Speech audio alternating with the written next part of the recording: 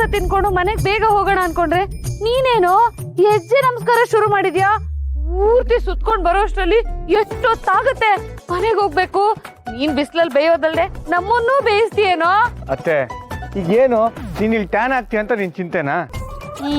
ಲೇ ಅಂಬುಜ, ಈ ವಯಸ್ಸಲ್ಲಿ ನಿನ್ನ ನಿನ್ ಗಂಡ ಅದು ದುಬೈನಿಂದ ವಿಡಿಯೋ ಕಾಲಲ್ಲಿ ನೋಡೋದು, ಅದು ಬಿಟ್ರೆ ಯಾರೇ ನೋಡ್ಬೇಕು? ಅವನೇನೋ ಹರಕೆ ತೀರಿಸ್ತಿದ್ದಾನೆ, ತೀರಿಸ್ಲಿ ಬಿಡೆ. ಅದು ಬಿಟ್ಟು ನೀನು ಮುಗೀತಾ ಟ್ಯಾನ್ ಆಗ್ಬಿಡ್ತೀನಿ, ತಿಂಡಿ ಎಲ್ಲಿ ಸಿಗುತ್ತೆ, ಊಟ ಯಾವಾಗ ಮಾಡೋಣ, ಇದೇ ಆಗೋಯ್ತಲ್ಲ ನಿಂದು. ಇವತ್ತು ಹಾಗಲ್ಲ ಅಣ್ಣ. ಪಾಪ ಮನೆಯಲ್ಲಿ ಅಳಿ ಅಂದ್ರು ದೀಪ ಇಬ್ರೇ ಇದಾರೆ. ಅದಕ್ಕೆ ನಾವು ಬೇಗ ಹೋಗೋಣ ಅಂತ ಹೇಳಿದೆ ಅಷ್ಟೇ. ಯಾಕೆ ದೀಪುಗೂ ಅಳಿಯಂದ್ರಿಗೂ ನಮ್ಮ ಮನೆ ಆಗ್ ಬರಲ್ವಾ? ಅಥವಾ ಅವ್ರಿಬ್ರೇ ಅಲ್ಲಿರೋದು ನಿಮ್ಮಿಬ್ಬರಿಗೂ ಏನಾದ್ರು ಸಮಸ್ಯೆನಾ? ಅಯ್ಯೋ ಹಾಗೇನಿಲ್ಲ ಅಣ್ಣ. ಅತ್ತೆ ಸ್ವಲ್ಪ ಆರಾಮಾಗಿರು, ನಾನು ಸೇವೆ ಮುಗಿಸ್ತೀನಿ, ಆಮೇಲೆ ಮನೆಗೆ ಹೋಗೋಣ. ನರಸಿಂಹ, ಏನೋ ನೀನು ಇವತ್ತು ಇಷ್ಟೊಂದು ಭಕ್ತಿ ತೋರಿಸ್ತಾ ಇದೀಯಾ, ಅದು ಹೆಜ್ಜೆ ಸೇವೆ ಮಾಡ್ತಾ ಇದೀಯಾ? ಏನ್ ಸಮಾಚಾರ? ಪುಟ್ಟಿ ಮತ್ತೆ ಭಾವ ಖುಷಿ ಖುಷಿಯಾಗಿರ್ಲಿ ಅಂತ. ಅಂದ್ರೆ ಇಷ್ಟ ದಿನ ಖುಷಿಯಾಗಿರ್ಲಿಲ್ಲ ಅಂತನಾ? ಅಂದ್ರೆ ಅವ್ರು ಚೆನ್ನಾಗಿಲ್ಲ ಅಂತನಾ? ನಾನ್ ನೋಡಿದಾಗ ಅವ್ರಿಬ್ರು ಚೆನ್ನಾಗೇ ಇದಾರಲ್ಲೋ. ಅಂಬುಜಾ, ಸುಮ್ನೆ ಅಪರೂಪಕ್ಕೆ ಅವ್ನ್ ದೇವ್ರ ಸೇವೆ ಮಾಡ್ತಿದ್ದಾನೆ. ನೀನ್ ಪ್ರಶ್ನೆ ಮೇಲೆ ಪ್ರಶ್ನೆ ಹಾಕಿ ಅವ್ನ್ ಸೇವೆನೆಲ್ಲ ಕೆಡಿಸ್ತಾ ಇದೀಯ ನೀನು. ಆಯ್ತು ಬಿಡಿ. ಅವ್ರಿಗೆ ಈ ಅಂಬುಜ ಏನ್ ಮಾತಾಡಿದ್ರೆ ಎಲ್ರಿಗೂ ತಪ್ಪಾಗೆ ಕಾಣಿಸ್ತೀನಿ. ನಾನು ಏನು ಮಾತಾಡಲ್ಲ ಬಿಡಿ. ಆಯ್ತು ಬಿಡೆ, ಅದಕ್ಕೆ ಯಾಕೆ ಮುಖನ ಉದ್ದಿನ ಬೋಂಡ್ ತರ ಮಾಡ್ಕೋತೀಯಾ? ನೋಡು, ಆ ತರ ಎಲ್ಲ ಬೇಜಾರ್ ಮಾಡ್ಕೊಂಡ್ರೆ ನಾವೇನ್ ಸೇವೆ ಮಾಡಿದ್ರು ಅದು ಭಗವಂತನಿಗೆ ತಲುಪಲ್ವಂತೆ. ಒಂದ್ ಕೆಲ್ಸ ಮಾಡು, ಆ ದೇವಸ್ಥಾನದ ಬಾಗ್ಲತ್ರ ಪ್ರಸಾದ ಕೊಡ್ತಾ ಇರ್ತಾರೆ, ನೀನು ತಿಂತಾ ಅಲ್ಲೇ ಕೂತಿರು, ನಾವು ಬರ್ತೀವಿ. ನಿಜವಾಗ್ಲೂ ನನ್ ಪ್ರಸಾದ ತಿನ್ಬೋದಾ? ಹೌದೌದು, ಹೋಗಿ ಹೋಗಿ. ಲೋ ನರಸಿಂಹ, ನೀನು ಹೆಜ್ಜೆ ಸೇವೆನ ಪೂರ್ತಿಯಾಗಿ ಮುಗಿಸಿ ಎಲ್ಲಾ ಪೂಜೆನ ಮುಗಿಸ್ಕೊಂಡ್ ಬಾ, ಆರಾಮಾಗ್ ಬಾ. ಹೌದು,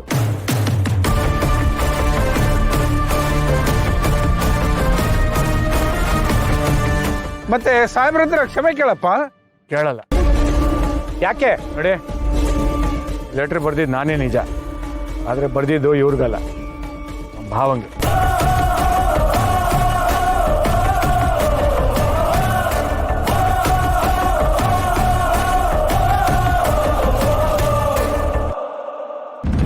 ಭಾವಂಗ ಏಯ್ ಕೊಡ ಇಲ್ಲಿ. ಪ್ರೀತಿಯ ಮಾವ. ಏಯ್ ಇದೇನು ಮತ್ತೆ ಪ್ರೀತಿಯ ಮಾವ ಅಂತ ಬರ್ದಿರೋದು? ನಿಮಿಷ, ಯಾಕೆ ಇಷ್ಟ ಆಡ್ತೀರಾ? ಒಂದು ಕನ್ಫ್ಯೂಷನ್ ಆಗಿದೆ. ಸರಿ ಮಾಡೋಣ, ಇಟ್ಕೊಳ್ಳಿ.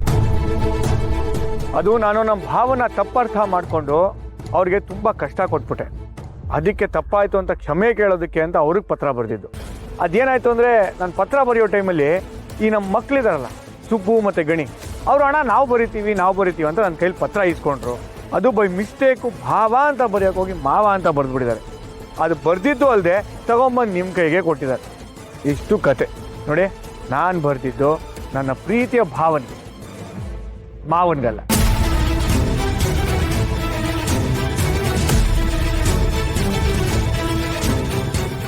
ಏನ್ ಸಾಹೇಬ್ರೆ, ನಿಮ್ಮ ಮರ್ಯಾದೆ ನೀವೇ ಕಳ್ಕೊಂಡ್ಬಿಟ್ರಲ್ಲ.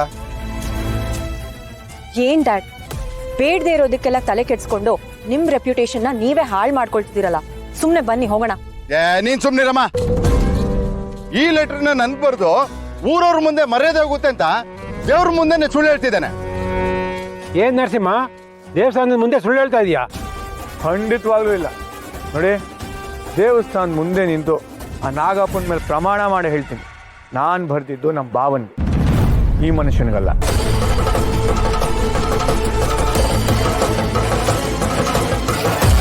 ಇದಕ್ಕೇನು ಹೇಳ್ತೀರಾ ಸಾಹೇಬ್ರೆ?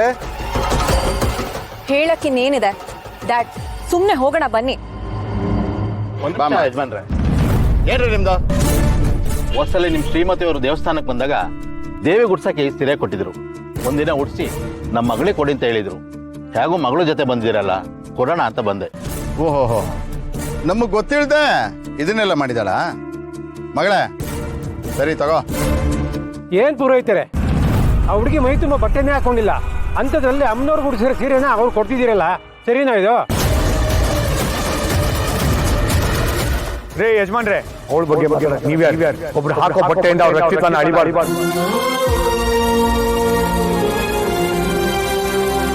ಅವ್ರು ಏನು ಅಂತ ನನಗೆ ಚೆನ್ನಾಗಿ ಗೊತ್ತಿತ್ತು. ನಾವು ಮದುವೆ ಆಗಿ ದೂರ ಆಗಿರ್ಬೋದು, ಆದರೆ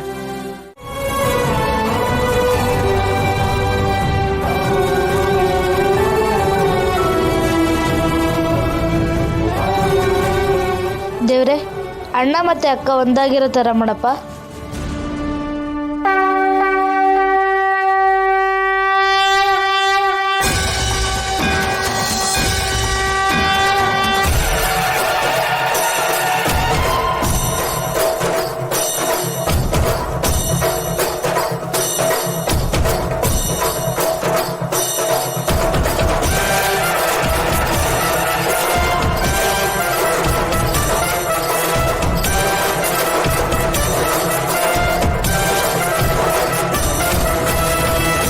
ಒಂದೇ ಹಾರ ನಿಮ್ಮಿಬ್ಬರ ಮೇಲೆ ಬಿದ್ದಿದೆ ಅಂದ್ರೆ ನಿಮ್ಮ ದಾಂಪತ್ಯ ಜೀವನ ಚೆನ್ನಾಗಿರ್ಲಿ ಅಂತ ಆ ದೇವರೇ ಆಶೀರ್ವಾದ ಮಾಡಿದಾನೆ ಅನ್ಸುತ್ತೆ. ಒಳ್ಳೇದಾಗ್ಲಿ.